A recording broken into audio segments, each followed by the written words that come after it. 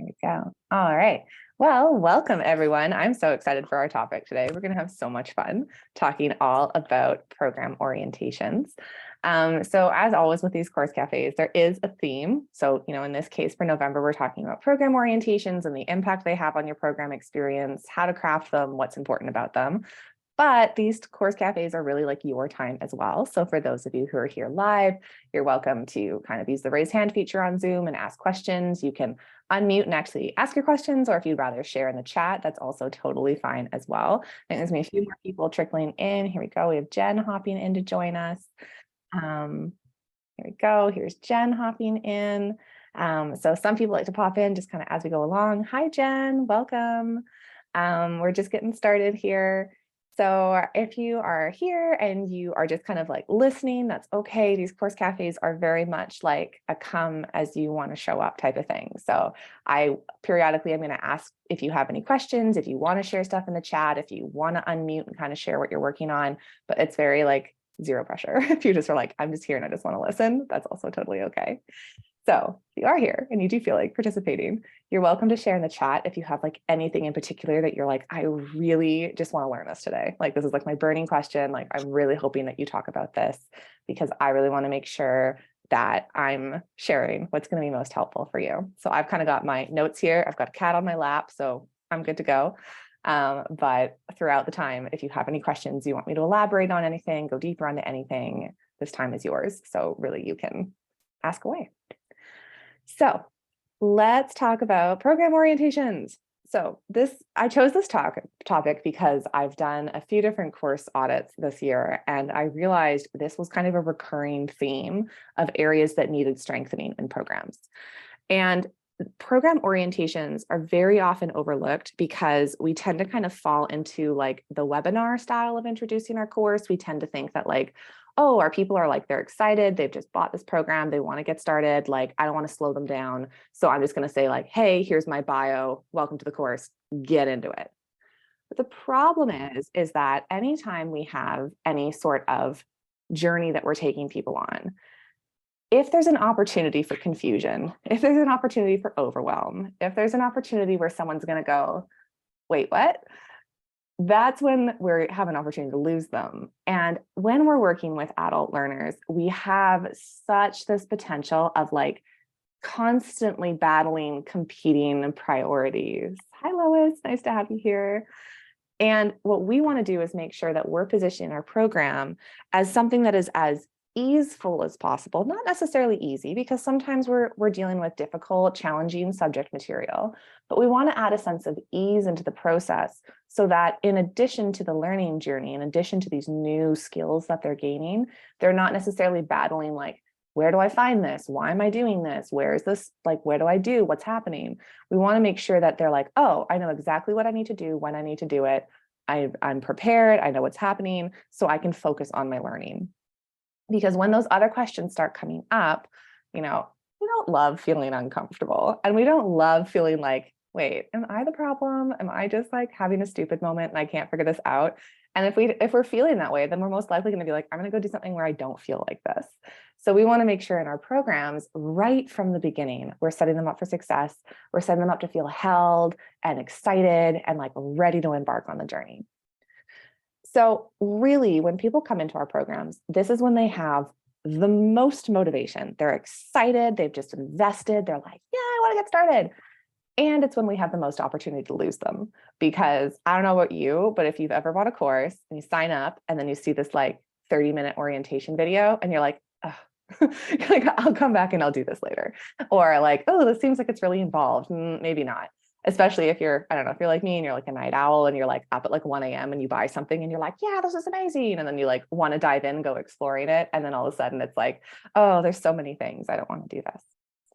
So what I'm going to do is I'm going to share kind of like what we want to include in our program orientation, but also how we can be sneaky so that we're not overwhelming people, so that we're not creating that sensation of like, oh my goodness, I don't want to do this. This is overwhelming. I'll come back to this later.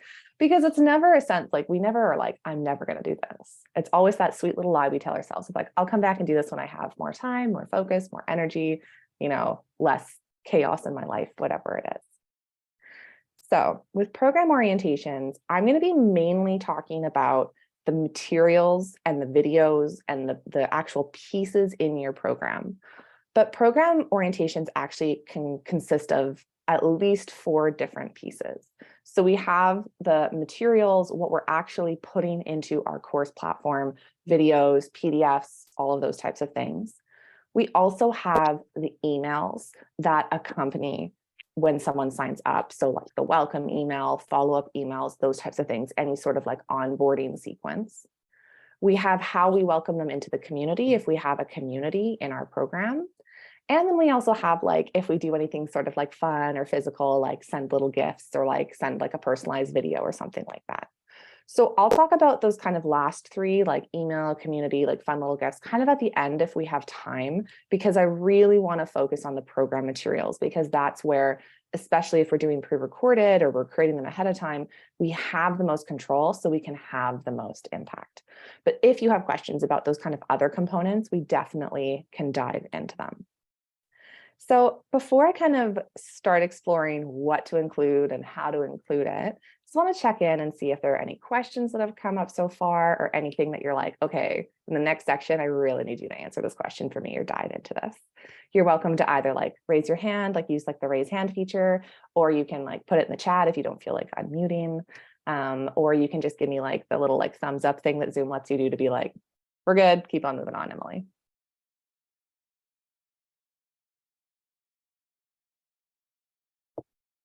All right, I got a thumbs up from Jen, thumbs up from Robin. Thumbs up, thumbs up. Okay, great. Let's keep on moving on. All right, so let's talk about what to include. So I've got like a pretty decent list here of things to include in your program orientation. And what I want to specify is that this is going to be really dependent on the experience that you're crafting for your people. And so this is going to depend on, is your program a tiny offer where it's like, you know, like nice little bite-sized? Is it a 12-month live program journey? So really the program orientation, the amount of depth and time we want to spend on the program orientation is going to be relational to the size of the experience, because obviously we don't want to spend like the equivalent of 20 or 30 minutes orienting someone to like a toolkit, but they're like, I'm going to blast through this in like an hour. And we also don't want to spend like 5 minutes orienting someone and like introducing them to the program when you're going to be with them on this very long transformational journey. So thinking about kind of what your experience is, that's going to determine how much time and like kind of how deep you go on each of these components. And I also want you to kind of think about, how do you want people to feel right from the beginning of your program? Like what words come up, what emotions come up? There's kind of general ones that I want you to add in there if you don't have them. So things like, you want them to feel clear, you want them to feel like they are confident in the direction that they're taking, you want them to feel supported and set up for success. But in additional to those ones, do you want them to feel like lit up and excited and like, let's do this? In which case, like, I don't know, maybe you put like a little dance party in your orientation materials, or you put something to like get their energy fired up. Do you want them to feel like calm and like introspective and like, okay, we're about to like go on this like really deep journey, at which point like maybe your orientation is going to include like a guided visualization, or it's going to just include like, all right, we're going to do like a minute of deep breathing before we dive in. Setting that intention around the energy that you want for your orientation will give you a really good lens on how you can actually construct all of these kind of like relatively like basic building blocks that can feel like, well, this is gonna be so boring. Like, I don't want to do that. Like, it's just like, I don't want to talk about who I am and how the program's structured. But like, if you think about how you can put your own spin on it, that's when you can really start to have fun and you can engage your people right from the beginning. So the very first thing to include briefly is who you are. And I don't want you to read out your entire LinkedIn. I don't want you to read an epic long bio. I don't want you to do that like cheesy thing that they do in a lot of webinars where it's like, here's who I am and here's why I'm amazing. And like slide. Super short and sweet, like just a couple of lines, because people already know who you are. That's why they bought your program. They know something about you. They already have that trust for you. So really, this will just be more like just a reminder, like, hey, I'm Emily. I'm so excited you're here. I'm really excited to be your guide. You know, I would say something like, depending on the program, In my program group call confidence, where I'm teaching people how to facilitate group calls and things like that, I'd say, I've been facilitating for over 15 years. This is my toolkit filled with like all of the things that have really, really helped me and helped me go from like freaking out about facilitating to actually feeling confident. Versus if, in my program around creating your course, I'd be like, I've worked with XYZ, I've worked in these different niches. This is my area of expertise, and here's what I'm hoping to create for you. So just like little snippets that may shift slightly depending on if you have various kind of avenues for your expertise, just short and sweet, but just a reminder of like, you're here, you're their guide, you're excited that you're here, you're excited to support them. I'm about to get a cat trying to rip my microphone out. Can you just sit? This is Toulouse. He has to be on my lap when I'm working. Just to remind them that like you're a human, to support them kind of in their human learning journey. It's nice to have that point of connection. I love doing this in like a face to cam video so that you're not just like this like floating voice over a slide. So just short and sweet, kind of introducing who you are. This flows really, really nicely into the goal of your program. So reminding them about why they're there, what the outcome of the program is, what the transformation is. So we want to reiterate this for a couple of reasons. One, people are excited, so you want to remind them they're in the right place. This is what we're working towards. This is really important. This is also a good little like slight little scope setting of like, this is what we're talking about. This is why we're talking about it. And if you want, you can also include what you're not talking about. Like, we're focusing on this. I'm not going to get into this stuff. So for instance, in my program, the Course Builder Box, it's all about how to actually bring your program to life, like build your materials, build your videos, your workbooks. I don't get into program design. That lives in a different one of my courses. So I say like the goal of this toolkit is to give you everything you need to bring your program to life. If you're struggling with your curriculum and your program structure, I don't actually get into that into this course, but here's a link of where you can find it. So you can always link out, you can share about it. You don't need to spend a ton of time on what's not included, but it can be a good opportunity to like keep the focus. This is the goal. This is what the goal is. This is why you're here. This is what we're excited about. This is what we're not talking about, just to remind people.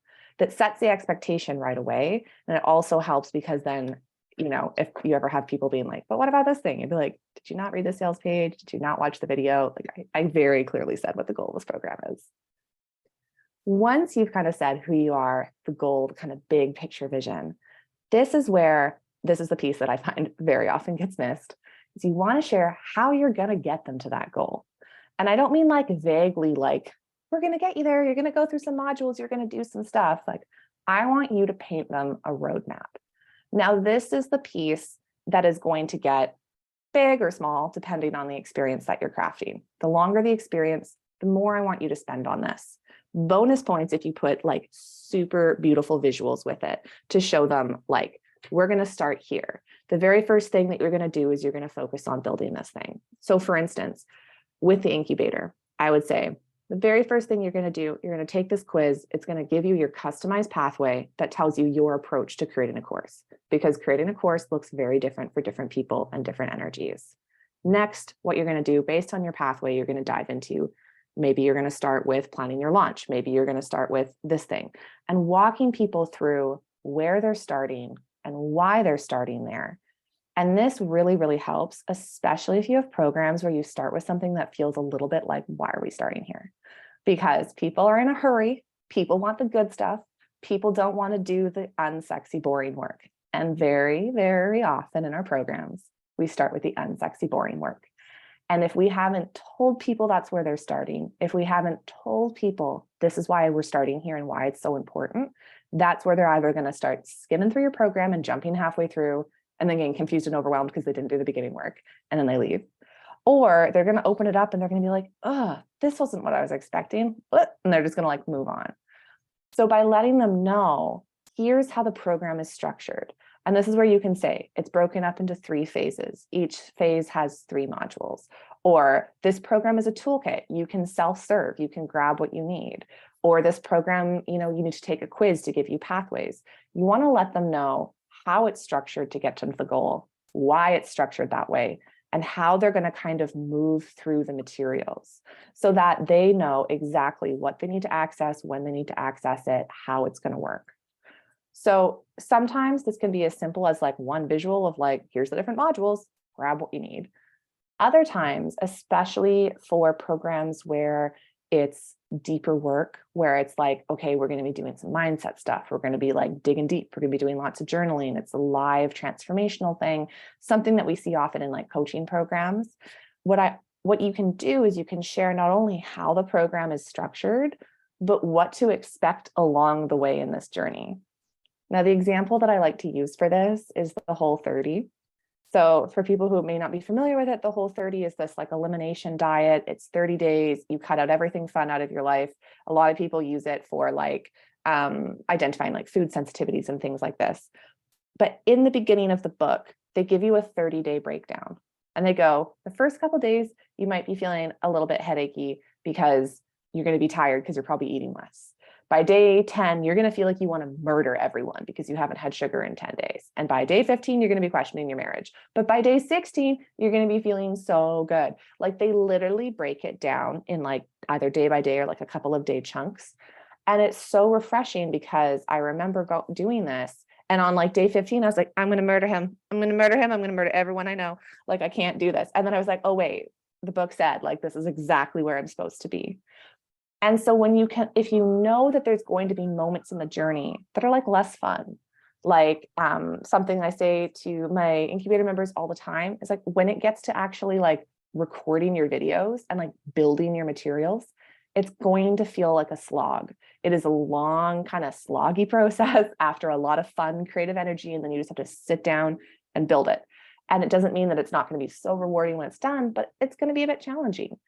So if you know in your program journey that there is like a time where people are more likely to get stuck, where they're more likely to want to give up, where they're more likely to get confused or overwhelmed or stuck in analysis paralysis, or maybe like shiny object syndrome or something like that, in addition to ways that we can like kind of buffer that in the actual program itself, by letting them know that it's coming in the program orientation, they're going to be prepared for that. And they're going to be like, okay, I know that you've thought of this. I know that you've thought of this. You've premeditated it. You're going to get me through it. And I know what to expect. So I have a few more things to share, but I want to check in and see, based on everything I've shared so far, if there's any questions, anything you'd like me to elaborate on, anything you'd like to hear how it might apply to your specific situation. Yeah, Robin. Yeah, my question is, would you do all of this just in a single video, potentially even like with a slideshow or whatever, or are there other ways that you would deliver this information? Yeah, for sure. So when we're determining like, should it be in like one video or multiple videos, I like to think about kind of how long the video is going to end up being. So if you're having like a shorter, smaller program, you can probably squish it all into one video. I try to keep my orientation videos under 5 minutes at a time because I know, I see the eyebrow raise, because this is where we don't want to like hold back like the juiciness of the program. People are hungry, they're ready to get into it, but they're also like, we need them to watch this information. So instead of having one 30-minute video, I'd rather you have like a bunch of 5-minute videos, because people are like more likely to go through them, even if it takes them like 45 minutes instead of 30 minutes. It's like this kind of psychology trick. So for shorter programs, sometimes it's like, hey, welcome. This is why we're here. This is how the program's structured. See ya. And we can do it all in 5 minutes. For longer programs, I tend to do like kind of welcome to the program and how it's structured as one video. If we feel like, no, I have a lot to say about how it's structured and what to expect from the journey, I'll actually do that as its own video. So like, welcome to the program and kind of like housekeeping stuff, like make sure you join the community and like blah, blah, blah, like those types of things. And then how the program is structured, or how to move through the program, or what to expect from your program journey. And then that's where I would be like, you can do a little bit of face to cam, but if you have a visual, like even better, to show like, these are the structures. Or I've had clients that have actually done like a themed like roadmap where it's like, this is our expedition, and like you're going to go through the like cave of sadness, and then you're going to get to the mountains of joy, or like they actually like theme it and give it names and things, which can be really fun too. That's cute. So I'm like, now I want to do that. So okay, so 1 or 2 videos, all less than 5 minutes, and then would you do like a handout kind of PDF as well? Yeah, Okay. yeah. If you feel like you have bandwidth, like it's definitely like a nice to have, not a need to have. But I think especially like the higher ticket the program gets, the more it adds that like nice sense of like luxury to be like, here's this beautiful PDF that like shows you your program journey and then like reminds you of like, key things and key important pieces. And I'll share a few more pieces that can even go into that PDF. But I think if you have the bandwidth for it, that can be really nice. Cause then even maybe like they print it and they have it there to remind them. I love that. Okay, thank you. Yeah, you're so welcome. Any other questions before we keep going?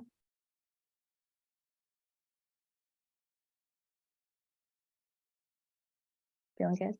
Okay. If you think of other questions, you're welcome to pop them in the chat or use the raise hand feature. I know sometimes it's like, no, I'm good for questions. And you're like, oh, wait, one just came up. So you're always welcome. It's not going to interrupt me. You're all good. Okay, so we've talked about like sharing who you are, the goal of the program, how the program's structured, and what to expect from the journey. So there's a few other pieces that can be really, really powerful to include in your program orientation.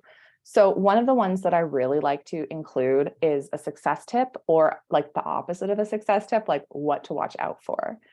And so this can just be as simple as like block time in your calendar to make sure you have time to work on the program, clear your space of distractions, or like whatever it may be. Like this is going to depend on what you know about your people and their habits. So, I in the incubator orientation materials, I include like success tips, but I also include procrastination tips because I know that my people tend to be overthinkers that like to like really like ruminate on all the things. And so there'll be certain times where I'm like, hey, I know you want to keep thinking on this, but I want you to like make an initial decision and keep on moving forward. You can always change it later, but like we want to keep the momentum going. So thinking about your people, what do they need to be as successful as possible out of your experience? And this is going to look different for different people. It's going to look different for different topics. This can be like really, really practical. Like if you have a course where they're actually like building something, a success tip might be like, here's all the materials you need to go gather them. Or it might be like, if you know that you're working mainly with people with families and like they're going to be like really distracted, it might be like, here's a script to share with your family about the work that you're doing and why you need to set some boundaries and why they can't interrupt you. So thinking about what would set your people up for success so that they can get the best experience possible out of the program. And this is also something you could put in that welcome PDF if you wanted to, either the kind of success tips or like the opposite of it, where you're like, I know you're going to do this. Don't do this. Like, here's a little reminder. Similar, kind of on the same vein. And this, I think, applies more for the longer programs than the shorter programs. So we want to think about, are there any mindset blocks or myths or misconceptions that your people might be bringing into the program that need to be addressed right away in order for them to move forward? Now, I know we've probably done a fair amount of this through our launch or through our marketing process because we've already kind of addressed some key things so that they can actually like feel ready to come into the experience. But sometimes there can still be like these like little, like I call them like thought gremlins that just kind of live in your brain being like, what about this? And what about this? And these types of things. So having some sort of exercise or call out or kind of reminder can be really a really helpful thing to have kind of in your program orientation. Now, if you're feeling like your orientation is like starting to do this and it's starting to get like epically massive, then this might just be something that gets tucked into the first module of your program. That's what I did in my Magic Suite courses. So like course creation magic, group program magic, the very first exercise they do in module 1 is like a mindset exercise, because I decided it had just enough time behind it that I was like, yeah, let's get them into module 1 instead of putting it at the orientation. There's not like a hard and fast rule. It's not like science here. It's really just kind of using your intuition. But if you know that your people might be coming in with some little things that might stop them, whether it's like really big fears, like, one of my clients is a sleep coach for babies. And a big fear that parents have is like, if I do this wrong, I'm going to like traumatize my child forever. And it's like, how do we kind of address that fear and share like how the program is designed so that that doesn't happen? So thinking about, are there any big concerns? Are there any big mindset blocks or myths or something like that, that maybe we can address right from the program orientation or early on in the program? So before I share the last kind of 2 things, I'd just love to hear if anyone has any examples that they're thinking of maybe like, oh, I think my people might be thinking this way or feeling this way, or they might be coming in with this myth. We can kind of like see what sort of possibilities there'd be.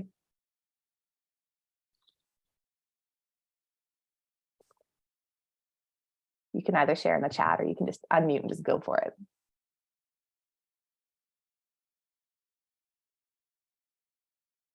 Okay, I'll go for it real quick. Mhm. I think one of the fears that my people would have is I'm going to challenge a lot of ways that they are currently doing business and currently like showing up and doing their marketing. And so I think it sounds great at the beginning because it's like, okay, clearly this isn't working. That's why I'm here in this space. But as you move forward with that, it's going to be harder and harder to like change your way of being and doing and thinking, and potentially like burning your business to the ground in a sense and rebuilding it. Yeah, that's amazing. I love that. And I mean, first of all, before I have ideas, do you have ideas already of how you might address that or what you might say to them? Well, I would definitely want to hear your ideas. I think just like acknowledging that and, bringing in like suggestions for more body-based, like I don't teach anything somatic related or anything like that, but Mhm. just understanding that like the nervous system will play a role in this. And, there's Mhm. a lot of energy to move in a sense. So Mhm. potentially bringing that up, like whatever practice might serve you to help you really like come back to your body and like hold yourself in more of a gentle way as you kind of take baby steps. Like this isn't a 0 to 100 kind of thing. Mhm. So that's all that's coming to mind for me. What were you thinking? Yeah, I mean, definitely on the same vein. I think one, saying it exactly like you just did around the like, I can even see you bringing that into the journey of like when you're sharing how the program's structured, like I'm going to be challenging you, like I'm going to be pushing Yeah. you, like this is probably going to be stuff you may have never heard before, and it is completely normal to like freak out, like to have kind of like, like I think normalizing the experience and just saying like, and even you can say like, I'm not a somatic coach, like, but here's some things I found really helpful for Yeah. me. Like, here's how you can check in with your body or like, honoring that. I think the more that you can like share that and like you have such an like empathic connection with your people already, I'm sure that's going to come through of like, this is probably going to happen. Here's where you want to lean in, not lean out, or like, here's what I I love need that. from you. Like I think letting them know, like, the urge is to run away. But like if you can sit with it just a little bit, like it's gonna make such a difference. And I Yeah. think when you like weave that into the journey, then people are gonna be like, okay, Robin asked me to sit with this. Oh my God, but like they're gonna feel like ready for it. I love that. Oh my gosh, thank you. You're so welcome. Right. Anyone else? I have Cool. an example. Yeah. We were working with the client actually last night, and he is doing course training all around dealing with anger. Mm, And so we've been really encouraging him to kind of think about how he prefaces that at the front and helping people recognize and identify both what's going on in the body and with the mindset and the thought piece. I love that. I think that's like so powerful, especially when it's a course that's like very clearly focused on like that emotional, but also physical experience that's going to come up. That's so And powerful. particularly, he's a physician, an anesthesiologist, so he has a very good understanding of kind of like all the stress components that Mm, and can become the expert in helping people understand all of that. yeah, I love that. And I think being able to connect it to like, okay, here physiologically is like what's going on. I think that's like such a important shift for people. Thanks for sharing. Anyone else have any examples or any kind of like questions or ideas they want to talk through kind of around that mindset or myths or preparing your people on the journey?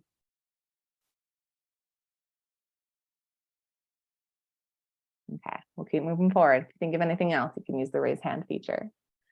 So similar kind of on that line of like mindset or myths or that type of thing, something that I also like to include And this is something that I only really do in either like group programs or like longer term kind of commitment programs, is I like to have some sort of agreements, like kind of between like what I'm sharing with them and what they're sharing with me.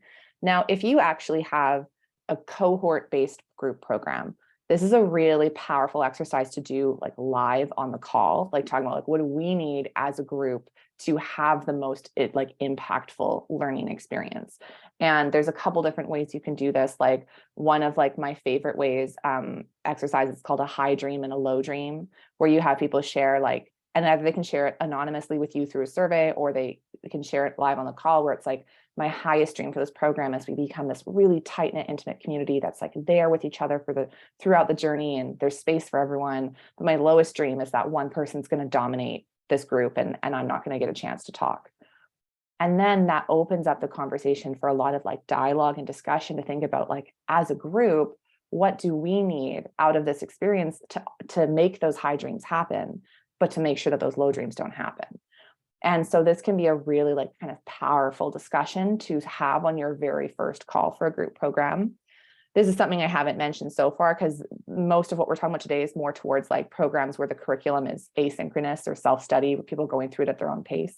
But if you do have a live cohort-based program where people are going through things together, I highly recommend taking the entire first call to create this orientation, to create these group agreements, to get everyone on the same page. Now you can take this same energy and you can put it into your self-study programs by, you kind of preset what the agreements are for them. Like there's a little bit less dialogue, but you take your knowledge of the learner and you would say something like, here's my promise to you. Here's what I agree to for you. And you share what you're committing to. So commitment, promise, agreement, whatever language feels good for you. And say something on the lines of like, you know, if for instance, I'll just share the ones that I used for the incubator. So there's group calls, there's private calls, there's self-study community, self-study curriculum.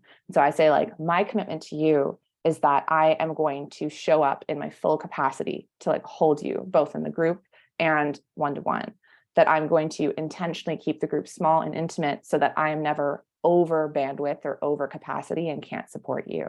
My commitment to you is that I am going to continually work to make sure that these materials are the best they possibly can be, that I will be responsive to what you need if you don't see what you need. And I list out the different ways that I'm going to show up as a facilitator, as a coach, as a mentor to guide them on their journey. And then I have a section where I say, this is what I need from you. And I don't get like super prescriptive, like I don't get like down to the like, you will show up 5 minutes early for every call or you're getting kicked out. I have seen that in programs. Please don't do that. What I like to say is like that you're going to show up to the best of your capacity in like whatever that looks like for you, that you will communicate to me and take ownership over your experience so that if you're not getting what you need, you're committing to me that you will tell me, because I'm not a mind reader, that you will, do your best to move through this journey. And if you're feeling stuck, you'll reach out for help. So this is something that's going to look different depending on your program, depending on your journey. But setting that right off the bat, one, it really makes people feel held because they're like, okay, like you're giving me this promise right away. You're not just like, you're in, I have your money, bye forever, which, we've been in programs where we've been dropped like hot potatoes. And also you're having people take accountability and ownership over their own journey. Because as program leaders, we can craft the most beautiful experience, we can create amazing curriculum, and we can do everything we can to premeditate issues our people are going to have. And at the end of the day, they are responsible for their journey. They're responsible for the results. They're responsible for their experience. And so if we remind them of that gently, nicely, with so much love, that they are responsible for their experience, that they need to reach out if they're not getting what they need. And here's how to reach out, depending on the type of program, it might just be like, you can email, you can fill out this form, you can reach out to me. If it's a program that maybe is a bit more sensitive, like maybe it's a program dealing with trauma or inner child work or therapy or like anything like that, sometimes it can be nice to have multiple points of contact where you're like, if you don't feel safe talking to me, or you don't feel comfortable talking to me, or I cause harm as a leader, here's who you can talk to, like on my team or externally. Again, this is all going to depend on your program topic, but reminding them that like they're in the driver's seat, it's so empowering. And it's also empowering for you as a leader because you don't have to be a mind reader. You've told people, reach out to me if you need anything. And you're going to remind them about this throughout the program, whether through emails or materials or whatever, that it's a dialogue, there's communication. But right from the beginning, you're saying like, I've done the best I can. I really, truly have. But like, I'm human. I may have missed something, or something may not be clear and you may need more. And that's where you can like create and respond and support people. What questions do you have around agreements or commitments?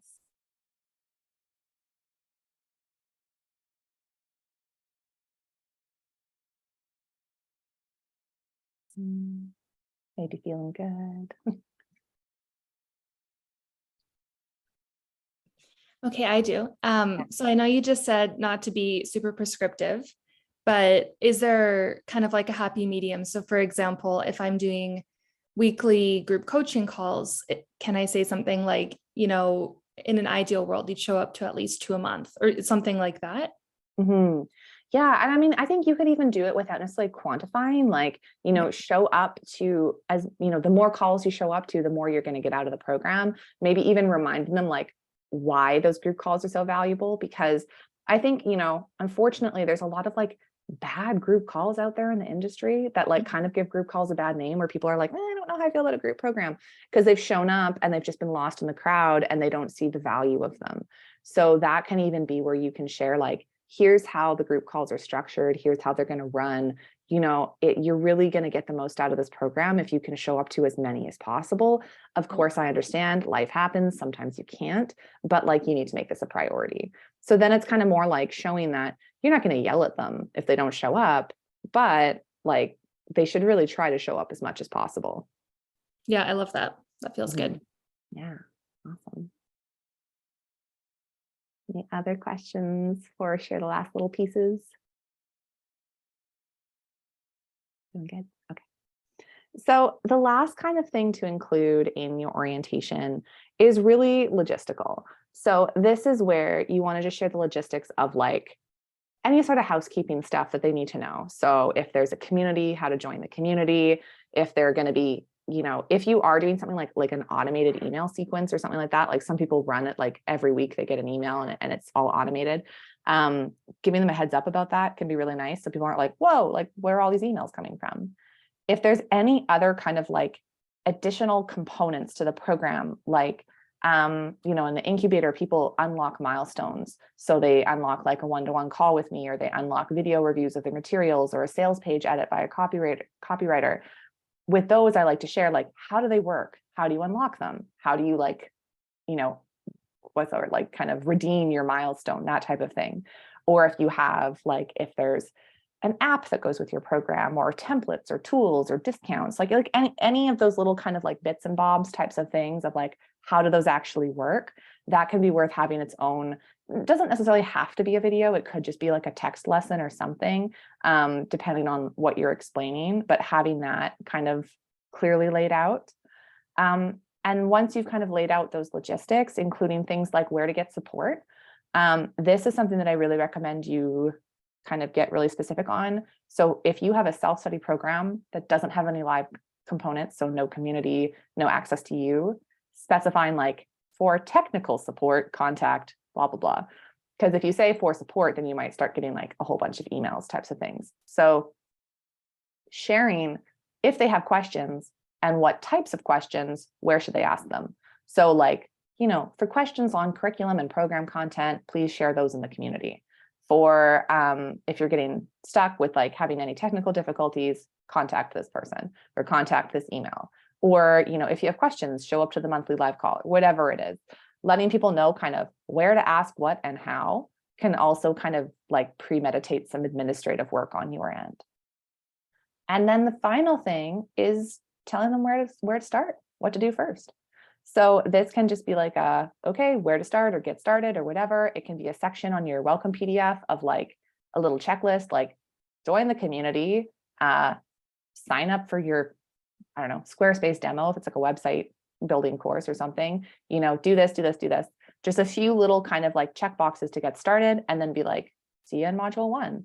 or, fill out this form. So, for group programs, you might have an onboarding questionnaire, you might have the incubator has a quiz to figure out your pathways. So letting them know, like, do these things first and then go to module 1, or do these things first and then go start your pathway. Or, I want you to go buy yourself a bottle of champagne and celebrate and then come back and I'll see you, or whatever. It can be like literally the sky's the limit, but letting them know really clearly what to do first. Because ideally in your program, if you're structuring it right, every single module is going to have this. Every single lesson is going to have a, like, here's what you need to do. Here's your action list. Here's what you should be doing, like, very, very clearly. But sometimes we forget to do that in the welcome because we're like, well, it's obvious where to start. They should start at the beginning on module 1. But the more we can break it down, one, it's going to give that amazing sense of accomplishment of like, yes, I get to check off these boxes. I think we've all done the thing where we like add, like we write something we've already done on our to-do list just so we can check it off because we're like, yes, dopamine.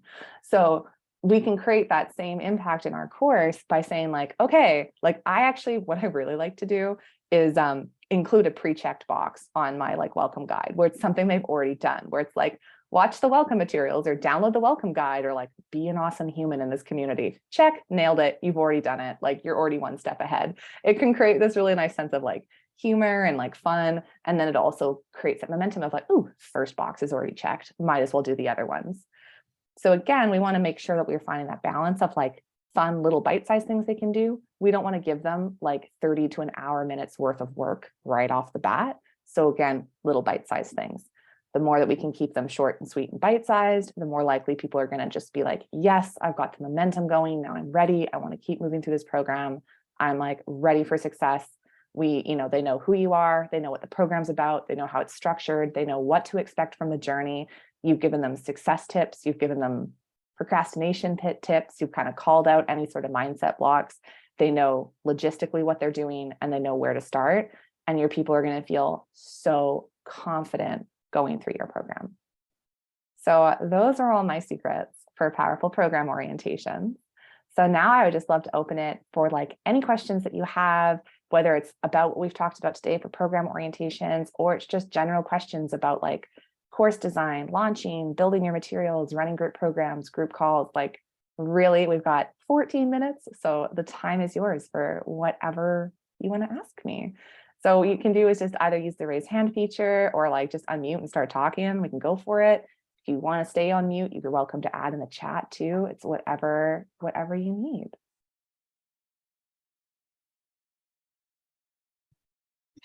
I'm curious what you're finding as kind of the best method to get people kind of interest peaked and into a conversation about enrolling. Like kind of like how to bring them into the program and kind of be like, right. This is whether challenges are working or webinars or, DM chats or what seems to be working the best. Yeah, for sure. So really, like I have kind of like a funny philosophy on this. I think that it all works and it all doesn't work. I think it's really dependent on you as a person as well as your audience. So I think that's, it's balancing, first of all, like what feels fun for you, or I think it sounds like in this case, your clients, in the sense of like, what did they have bandwidth for? What are they excited about? What do they want to show up and talk about? Because if people are like, the idea of a webinar makes my brain bleed out through my ears, they're probably not going to talk about it. And they're probably going to not want to like share about it with their audience. So I always kind of start with like, what feels fun for you? And then I look at like, what's the experience that we're selling and how can we mirror that in the launch event? So if you're doing a live program with like lots of back and forth and lots of coaching, then doing some sort of like live experience where people can like connect into your energy, I think is really powerful. If you're doing a complete self-study course, that's like nice bite-sized videos, then I find sometimes like an email mini course where it's like little bite-sized videos each day or like a little bite-sized workshop or something can be really good. In general, I hate webinars. I hate them so much. I don't really do them. I don't really advise them. I'd rather do a live workshop. Or a mini course, because I find, in my opinion, webinars kind of have the worst of all worlds where they're like, there's no real human interaction unless you're doing them live, and they're really long. So you're not like getting the learning potential out of them. but kind of in addition to like what feels good, what feels fun, what mirrors the learning experience, is also again coming back to like, who are we building this for? So like, you know, I mean, like my client who has who's a sleep coach, her audience is sleep deprived parents. Like they're not signing up for a webinar, they're not signing up for a challenge. They're just like, can I trust you? Do I like you? Are you a good person? Like, give me a little snippet. Good. So in that case, we're like, maybe you should do like a free module of your course so they can kind of test things out. Or if you know your people are really like stressed and overwhelmed, then they're going to need something small and bite-sized. So this is a long-winded way of saying there isn't really a right solution. I find it's all working and it's all not working depending on the audience and the creator. Yeah, it's a great question. Okay, who's next? What other questions do you have?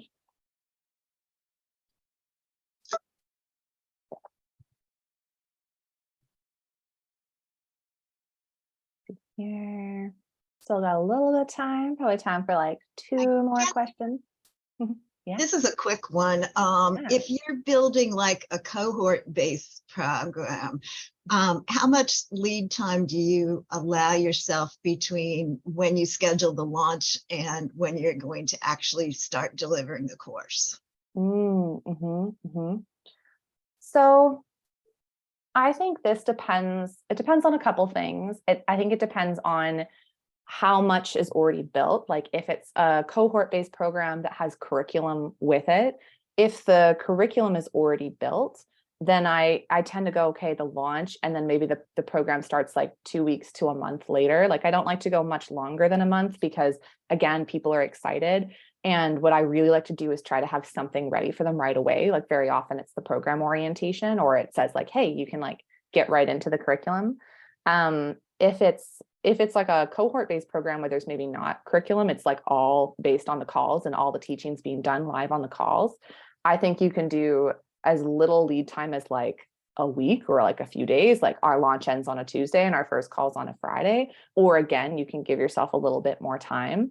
I think it depends, like if you need the buffer time to actually like create the materials, then I'd say, you know, give yourself a couple of weeks.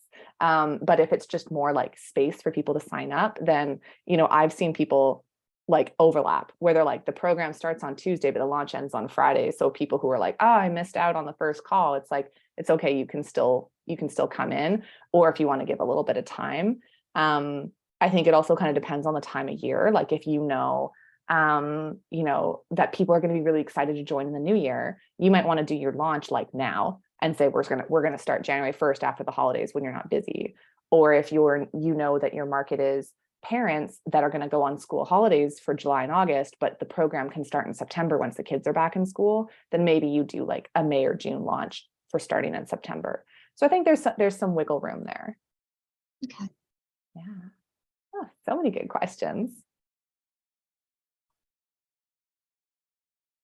Want to check in, absolutely no pressure, but Chelsea or Jen, if you have any questions or anything you want feedback on, you're welcome to either like unmute and share, or you can just like comment in the chat if you have a question, or you can just like put a thumbs up on your thing and be like, don't ask me again, which is totally fine.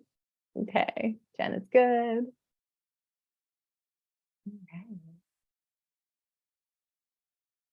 All right, well, any other questions or anything else you'd like to chat about before we wrap up for today?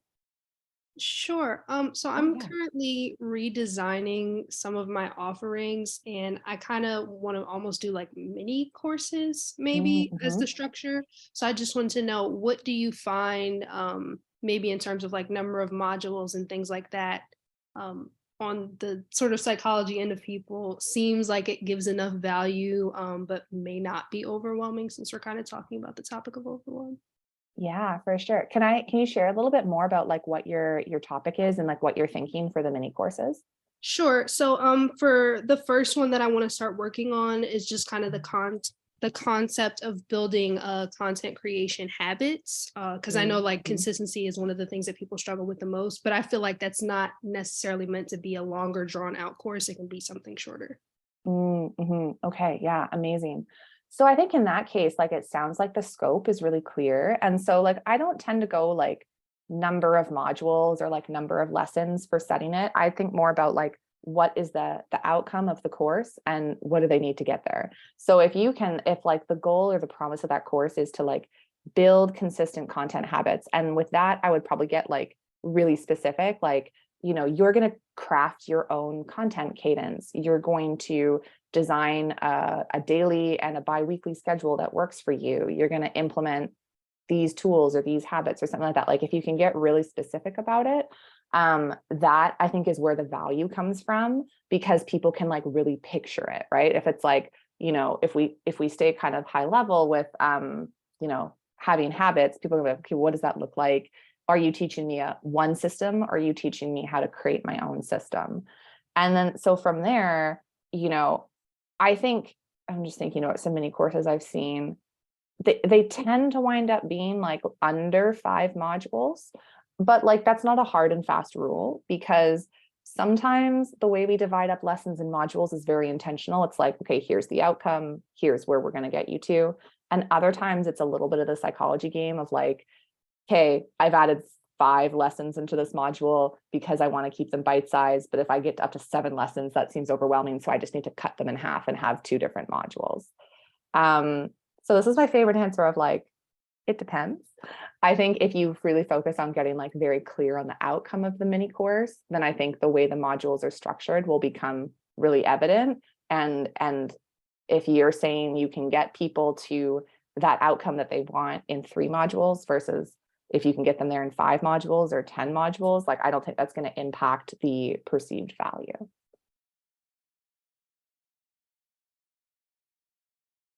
All right, Chelsea says that's really helpful for how to go about my messaging. Awesome, that's great. Glad it could be helpful. And of course, if you like run into follow-up questions, you're always welcome to hop on like another course cafe and be like, okay, I was working on it. I tried this messaging. I've played around with my modules. I've ended up with this many, and like, always happy to give feedback kind of like once you take it and run with it.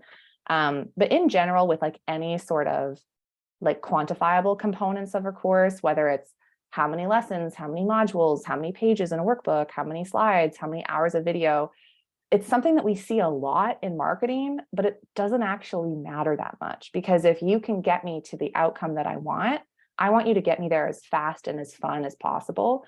And so it's funny because it's like the opposite of what we see a lot of marketers doing, where it's like, you get 5 million hours of video and you get 8,000 pages of workbooks. And it's like, and it's going to be $3,000 of a program, versus like, yeah, I can get you there in bite-sized videos. So like my videos are like 5 to 7 minutes long or less.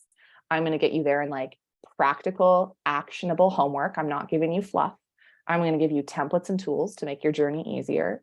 Then like, I don't care how many modules are in your course. I don't care how many hours of video. In fact, if the hours of video are too long, I'm like, I'm not interested.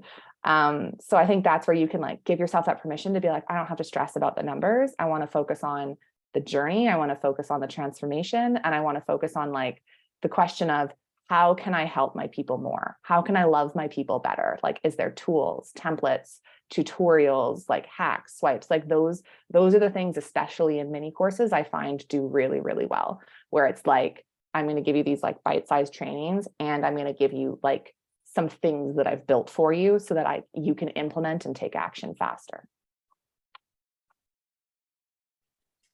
That leads me to a question. So thanks for the reminder, because I always like, you always see those people marketing in that way where it's like hundreds of hours of videos. And I'm like, I can't, like, no. Anyway, that's a reminder. Yeah, they're everywhere. Oh, I know. But on that note, do you think it makes sense to do, so this is something that I've never done before, but that I did see in another program that I'm in right now, where they did the teaching part of the module for like, let's call it a 5 to 12 minute video. And then they did a second video that's maybe like 4 or 5 minutes telling you how to go through that exercise. Do you feel like that's a good idea, or is that a little bit redundant? I think it's really dependent on the content, because sometimes there's like concepts that we're like, I need you to understand these concepts in order to like be able to take action. And there's not necessarily like a direct, like, now go do this action step right after this video. It's like, now that you know these concepts, we're going to move into taking action. Wherever possible, I much prefer to be like, I'm teaching you and you're going to take action right away. I try to reduce the amount of time between the learning and the doing, because sometimes what can end up happening is we can like, this is something I saw, I forget what course it was. It was like a website building course or something. And it was like, okay, so first thing we're going to do is we're going to like write all your web copy and like, here's how you're going to do it. And then eventually you're going to design your page and then you're going to do this and you're going to do this. Okay, so now go do it. And they walked through like 18 action steps instead of being like, the first thing we're going to do is we're going to write your copy. And the first part of that is, I want you to do a brain dump. That's your only action step. Now I want you to edit it, action step. Now I want you to design your tagline, action step.